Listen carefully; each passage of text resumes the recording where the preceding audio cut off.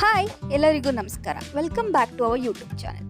ಇವತ್ತಿನ ವಿಡಿಯೋದಲ್ಲಿ ನಾವು ಗೋಲಿ ಬಜೆ ಅಥವಾ ಮಂಗಳೂರು ಬೋಂಡ ಹೇಗೆ ಮಾಡೋದು ಅಂತ ನೋಡೋಣ. ಇದನ್ನು ಮಾಡೋಕ್ಕೆ ನಾವು 2 ಕಪ್ ಮೈದಾ ಹಿಟ್ಟನ್ನ ತಗೊಂಡಿದ್ದೀವಿ.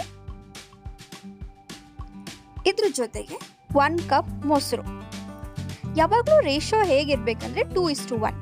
ಸೊ ನಾವು 2 ಕಪ್ ತಗೊಂಡ್ರೆ 1 ಕಪ್ ಮೊಸರು ಆ ಥರ ತಗೋಬೇಕು. ಇದ್ರ ಜೊತೆಗೆ ನಾವು ತೆಂಗಿನಕಾಯಿನ ಚಿಕ್ಕದಾಗಿ ಪೀಸಾಗಿ ಕಟ್ ಮಾಡ್ಕೊಂಡಿದ್ದೀವಿ. ತೆಂಗಿನಕಾಯಿ ಆದರೂ ತೊಗೋಬೋದು, ಇಲ್ಲ ಕೊಬ್ಬರಿನಾದರೂ ಆ ಥರ ಕಟ್ ಮಾಡ್ಕೋಬೋದು. ಜೊತೆಗೆ ಕೊತ್ತಂಬರಿ ಸ್ವಲ್ಪ, 2 ಮೆಣಸಿನ್ಕಾಯಿ, ಸ್ವಲ್ಪ ಜೀರಿಗೆ. ಫಸ್ಟು ಒಂದು ಮಿಕ್ಸಿಂಗ್ ಬೌಲ್ಗೆ 2 ಕಪ್ಸ್ ಮೈದಾ ನಾವೇನು ತೊಗೊಂಡಿದ್ದೀವಿ ಅದನ್ನ ಹಾಕ್ಕೊಂಡು ಅದ್ರ ಜೊತೆಗೆ 1 ಕಪ್ ಮೊಸರನ್ನ ಹಾಕೋಬೇಕು.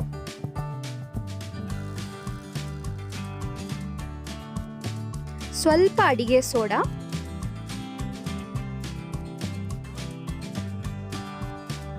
ರುಚಿಗೆ ತಕ್ಕಷ್ಟು ಉಪ್ಪು ಹಾಕೋಬೇಕು. ಆಮೇಲೆ ಸ್ವಲ್ಪ ಜೀರಿಗೆ, ಆಮೇಲೆ ನಾವು ಕಟ್ ಮಾಡಿ ಇಟ್ಕೊಂಡಿರೋಂಥ ಮೆಣಸಿನ್ಕಾಯಿ ಮತ್ತು ಕೊತ್ತಂಬರಿನ ಮಿಕ್ಸ್ ಮಾಡ್ಕೋಬೇಕು. ಆಮೇಲೆ ಕಾಯಿ ತುರಿನೂ ಹಾಕೋಬೇಕು.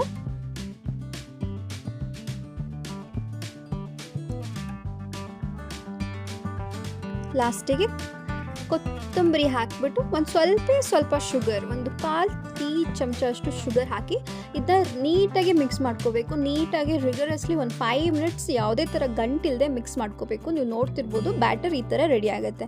ಈ ಬ್ಯಾಟರ್ ರೆಡಿ ಆದಮೇಲೆ ಇದನ್ನು ಒಂದು 1/2 ಅವರ್ ನೆನೆಯೋಕ್ಕೆ ಬಿಡಬೇಕು. ಒಂದು ಕಡಾಯಲ್ಲಿ ಎಣ್ಣೆನ ಬಿಸಿ ಮಾಡ್ಕೊಳ್ಳಿ. ಎಣ್ಣೆ ಕಾದ್ಮೇಲೆ ಈ ಥರ ಸಣ್ಣದಾಗಿ ನೀವು ಬಜ್ಜಿನ ಬಿಡಬೇಕು. ನೀವು ನೋಡ್ತಿರ್ಬೋದು ಈ ಥರ ನೀಟಾಗಿ ಸಣ್ಣದಾಗಿ ಎಲ್ಲ ಕಡೆ ಬಿಡಬೇಕು. ಇದು ಗೋಲ್ಡನ್ ಬ್ರೌನ್ ಆಗೋವರೆಗೂ ನಾವು ನೀಟಾಗಿ 2 ಕಡೆ ಬೇಯಿಸ್ಕೊಂಡು ಎತ್ತಿಟ್ಕೊಳ್ಳಿ. ಈ ಗೋಲಿ ಬಜೆಗೆ ಚಟ್ನಿ ಒಳ್ಳೆ ಕಾಂಬಿನೇಷನು. ಈವ್ನಿಂಗ್ ಸ್ನ್ಯಾಕ್ಗಂತೂ ತುಂಬ ಚೆನ್ನಾಗಿರುತ್ತೆ. ಒಂದ್ಸಲ ಟ್ರೈ ಮಾಡಿ ನೋಡಿ, ಹೇಗಿತ್ತು ಅಂತ ಕಮೆಂಟ್ ಮೂಲಕ ತಿಳಿಸಿ. ಹೀಗೆ ಸಪೋರ್ಟ್ ಮಾಡ್ತೀರಿ ಮತ್ತು ನಮ್ಮ ಚಾನಲ್ನ ಸಬ್ಸ್ಕ್ರೈಬ್ ಮಾಡಿ. Thanks for watching.